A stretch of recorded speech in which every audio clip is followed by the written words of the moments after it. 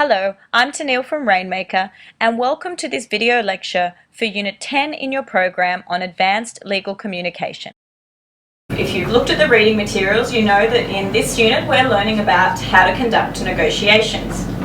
Now, conducting a negotiation, like a lot of the skills that we've been learning in this program, is something that takes a lot of time to develop good skills in, but it's something that everyone can do with just a little bit of forethought and preparation right from the start of their legal and professional careers.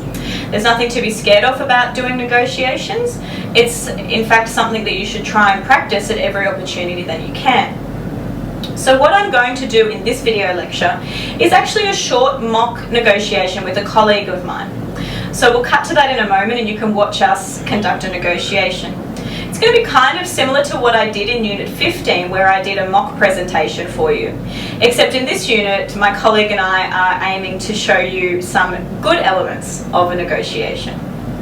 So have a piece of paper and a pen handy, and I'd like you to make some notes as you're watching our negotiation of the things that you think we're doing well and that work, and also if there's anything in there that you think we could improve on and that you'd like to discuss, you can certainly take notes of that and post those on the discussion forum later.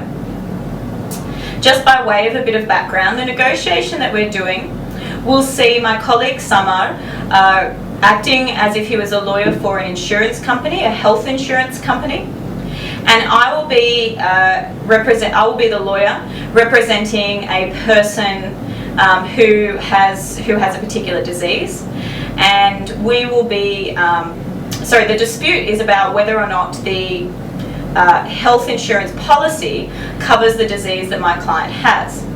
So you'll see us negotiating and trying to settle that dispute between the person and the insurance company, and you will be able to assess our negotiation skills and the kinds of things we're doing in that negotiation, just with that little bit of background. Alright, so watch the negotiation that's coming up now and take some notes. After that we'll come back and we'll just go through some of the things that I hope you will have noticed about our negotiation. Good morning, I'm Tennille. Hi, I'm Samar. Nice to meet you. We've only chatted on the phone so far. So I've just been to see Mr. Kapoor in the hospital. He had his bypass surgery 2 days ago. Okay. His whole family is really keen to sort out this insurance issue because obviously they're going to be getting the bill when he gets released from hospital, which will be sometime next week. Okay, so I've had a talk with my client. I've also seen the insurance policies. There's a problem with that. Mm-hmm. Your client's illness, the heart disease, is not covered in the insurance policy. Mm-hmm. So there may be a problem getting the reimbursements done for that. Okay. On what basis does your client say that the heart disease is not covered? Firstly, he did not disclose that he was a smoker, and he also did not disclose that he had a history of heart diseases, which is mandatory when you are getting an insurance policy from the company. Mm-hmm. So that's the issue. Well, your company doesn't require anyone to have a health check before they give them insurance coverage. So it may be that you're correct about the issue of him not disclosing the smoking, but I don't think that the fact that he didn't disclose a previous history is quite as strong an argument for your client to make because they don't require these checks beforehand. So I think that's something you can discuss with your client. I agree on that, but him not disclosing his habit of smoking was a big issue with the client. I had a chat with my client. They have a problem with this disclosure not being made. Okay. So I don't know how this has to be resolved. All right. So there's two disclosure issues there: the history of heart disease and the smoking. And perhaps we can talk about those in the future. As far as my client's concerned, I think we can split up the claim will fall into sort of two general areas. Okay. That's the hospital care and the surgery, but also there's going to be some ongoing care, I've been told. I just had a brief chat with the doctor at the hospital when I was there to see Mr. Kapoor. So there's also an issue of the ongoing care. But obviously my client's most concerned straight away with the surgery costs and the hospital costs. So, he wants to be able to resolve this quickly. He doesn't want to have to take your client to court. Obviously our position is that everything is covered by the policy.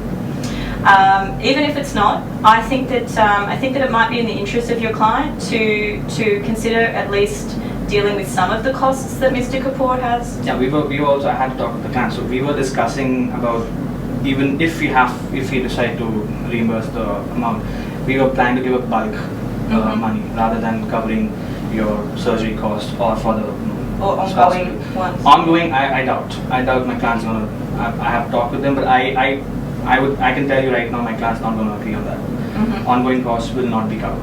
However, we are ready to give a bulk amount. I don't know what the exact charges are currently. If you can give us a figure, I'll talk to my client on that. All right. So instead of breaking it up into different parts, we can give you a bulk amount. That's how I think we can help you, not beyond that. Okay. And your instructions would be that bulk amount would have to be the final settlement of the matter? Yes. All right, okay. So why don't I wait until Mr. Kapoor is released from hospital next week, and we get a final bill from the hospital. Then I can come back to you with his instructions on what bulk amount might satisfy him, if anything. And I'll also take his instructions on that issue you've told me about the non-disclosure, and so I'll get back to you next week. I'll send you something in writing. Sure, I think that'll be okay. And how quickly could I expect to hear back from your client? Once you send me the bills, I hope it'll be the original ones. Once you send me the bills, I will be talking within a week. I think it should be sent. Okay, great. So I'll talk to you next week. Sure. Thanks, Summer. Thank you. Bye. Okay, so that was a negotiation. I hope you didn't laugh too much. What are some of the things that you noticed that we were doing in that negotiation? And hopefully you picked up some of the points from the reading material that we hopefully demonstrated in that negotiation for you. So here's a list of a few things that I hope you noticed. First of all, I hope that you appreciated that we were trying to take a problem-solving approach and to be collaborative in our negotiation. So neither one of us was being too aggressive or confrontational. We're still keeping in mind the interests of each of our clients, and also importantly not agreeing to anything without instructions. So there are a few basic things I hope you noticed. You may have noticed some other points yourselves, either good or bad, so do feel free to post those on the discussion forum. That brings us to the end of this video lecture, and in fact the end of our program. I hope you've enjoyed the program, and I hope that all the little lessons that we've learned as we've gone along through these units have been helpful to you, and that you'll continue implementing them as you develop in your professional careers. Thank you.